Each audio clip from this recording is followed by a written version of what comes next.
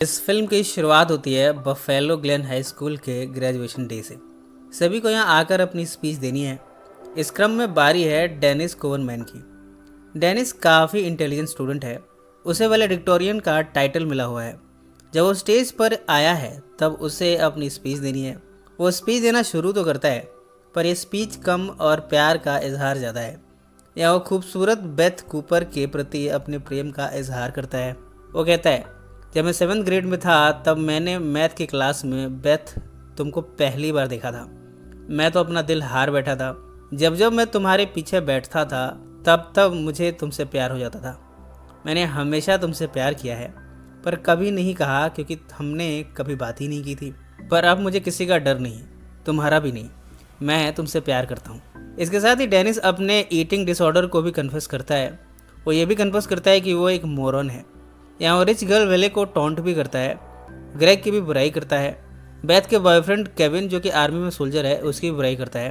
अपने best friend rich से request करता है कि अब उसे फाइनली ये एडमिट कर लेना चाहिए कि वो गे है। रिच इस बात को सुनकर बड़ा एम्बेरस हुआ है। वो ये सब कुछ कह ही रहा था कि यहाँ की टीचर उसे आगे बोलने से रोक देती है। बाद में टीचर डेनिस से पूछती है कि क्या प्यार के इजहार के लिए उसे यही वक्त मिला था। डेनिस कहता है, आपने भी तो कभी प्यार किया होगा। टीचर उस मोमेंट को याद करती है जब वो किसी के साथ रति क्रिया करने में मशगूल थी। इन सब के बाद वो चली जाती है। डेनिस से मिलने बेथ आई है। वो डेनिस को डांटती है।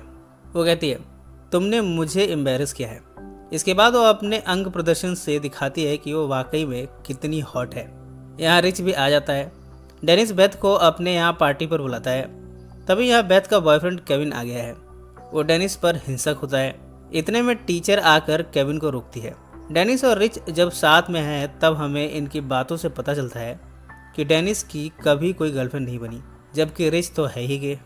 डेनिस काफ़ी डरपोक किस्म का और रूल्स को फॉलो करने वाला शख्स है। स्कूल के लड़कियों को डिसिप्लिन लड़के पसंद नहीं है। डेनिस अपने घर आ गया है। उसके पेरेंट्स बाहर जा रहे हैं। उसके फादर को पार्टी के बारे में पता चला है। वो कहते हैं, बेटा हम दोनों तो जा रहे हैं, पर अगर तुम्हें निरोध की ज़रूरत हो तो कमरे में रखा है, उसे ले सकते हो। डेनिस के फादर को लग रहा है कि आज उनका बेटा वर्जिनिटी की दीवार को तोड़ देगा, पर इस बारे में डेनिस और रिच श्योर नहीं है। बेथ अपनी सहेलियों कैमी और ट्रिस के साथ यहाँ पहुंची है। डेनिस और रिच काफ़ी नर्वस होते हैं। बेथ पहले तो डेनिस का बड़ा मजाक उड़ाती है कि वो कितना डरपोक है। बाकी की सहेलियाँ डेनिस को क्यूट कहती हैं। बेथ पूछती है कि अगर यहाँ पार्टी चल रही है तो बाकी लोग आएँ। धीरे धीरे पता चलता है कि डेनिस ने कोई पार्टी नहीं रखी। परवेथ और उसकी फ्रेंड यहाँ एंजॉय करना शुरू करती हैं। रिच और डेनिस निरोध ले आए हैं। इसका इस्तेमाल यहाँ गुब्बारे के रूप में किया जा रहा है। पहले तो बेथ डेनिस पर वायलेंट होती है, पर उसकी क्यूटनेस देखकर उसे छोड़ देती है। जब वो डेनिस के ऊपर चढ़ती है तब डेनिस को इरेक्शन होता है। बेथ इसे रियलाइज़ करती है।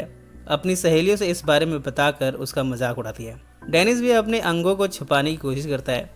इतने में केविन अपने साथियों के साथ हम्मर में पहुंचा है। केविन और उसके साथी यहाँ डेनिस को मारने आए हैं। डेनिस घर के सारे दरवाजे बंद कर देता है। हर जगह वो कुर्सियाँ और सोफे से बंद करने में लगा हुआ है, पर वो एक दरवाज़ा बंद करना भूल गया।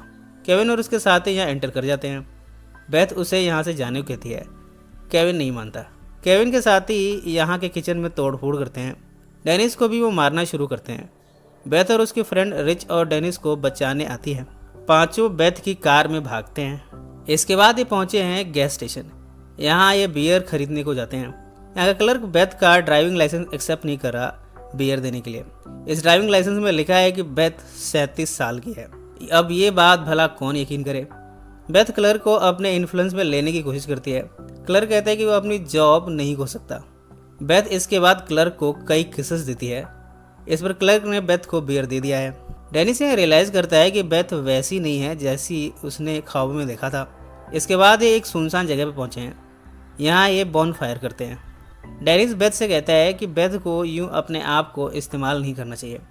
वो बस बियर के लिए किसी अजनबी को किस कर बैठी। वो कहते हैं कि वो बेथ की बहुत रिस्पेक्ट करता है।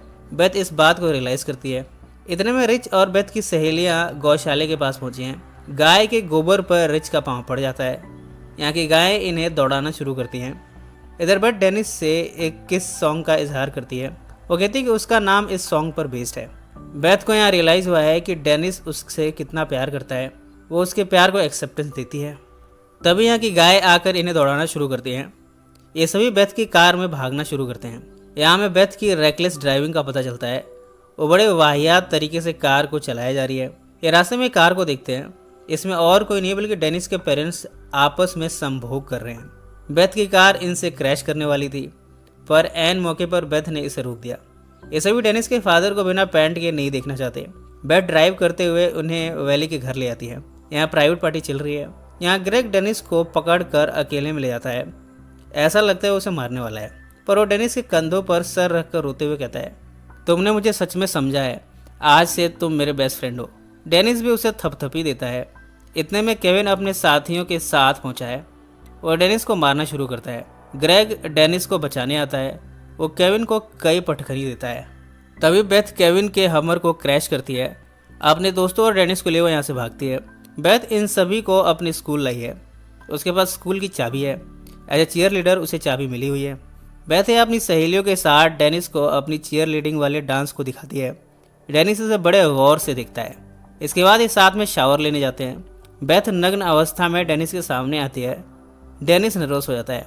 बेथ इसके बाद अपने फ्रेंड्स के साथ नहाने चली गई है। इधर डेनिस पर केविन का हमला हुआ है। रिच इनसे लड़ने की कोशिश करता है।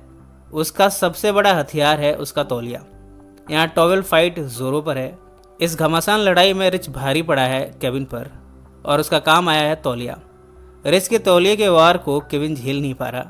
इतने में बेथ फिर से अपनी कार लिए आई है। पांचों इसमें भागते हैं। अब तक डेनिस को काफ़ी चोटें पहुंचाई गई हैं। उसके नोज से ब्लीडिंग हो रही है। बेथ डेनिस से अपनी शर्ट उतारने को कहती है। डेनिस ऐसा करता भी है। बेथ शर्ट को घुमाते हुए मज़े लेती है। जब इसे बाहर फेंक देती है तब बेथ और डेनिस इसे लेने जाते हैं, पर यहाँ जंगली बिल्ली आ जाती है। वो इन दोनों पर झपट्टा मारने को आगे बढ़ती है। बेथ और डेनिस यहाँ से भागते हैं। इसके बाद बेथ की फ्रेंड ट्रिस के फैमिली कैबिन में पहुंचे हैं। बेथ और डेनिस तो लेक किनारे बैठे सनराइज होने का इंतज़ार कर रहे हैं, जबकि इधर ट्रीस और कैमी रिच के साथ हैं। और रिच से पूछते हैं, क्या तुम सचमुच गे हो? रिच कहता है कि उसे नहीं मालूम कि वो क्या है। वो अब तक इस बारे में श्योर नहीं हो पाया। इसके बाद तीनों आपस में जिस्मानी संबंध बनाते हैं। इस सहवास के बाद रिच को पूरा यकीन हो गया है कि वो गे है, पर ट्रीस को ऐसा नहीं लगता। इधर बेथ और डेनिस अपना पहला किस परफॉर्म करते हैं। बेथ कहती है कि उसने गलती की कि केविन जैसे लड़के को उसने चुन लिया।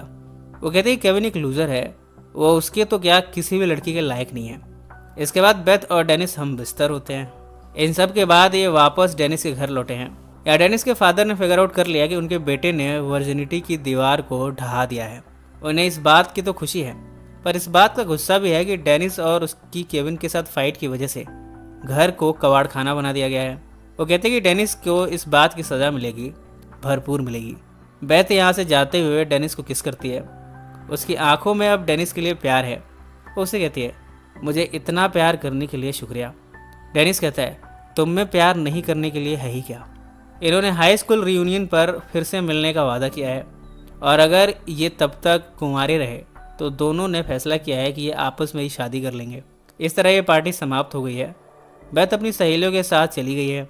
रिच डेनिस से एडमिट करता है कि हाँ, वो वाकई में गे है, पर वो लड़कियों में भी इंटरेस्ट रखता है, यानी वो दोनों जेंडर को पसंद करता है।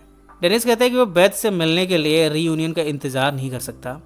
रिच भी उसे बेथ को प्रपोज करने की सलाह देता है। दोनों आपस में डिस्कस कर रहे हैं कि डेनिस को बेथ को कैसे प्रपोज करना चाहिए। इसी नोट पर यह फिल्म समाप्त हो जाती है। अब तुम लोग गलती से अगर नए हो तो सब्सक्राइब करो। वो जो लाल वाला बटन है उस पर अपने जीजा जी फेंक के मारो या फूफा जी, मुझे नहीं पता, बस क्लिक हो जाना चाहिए।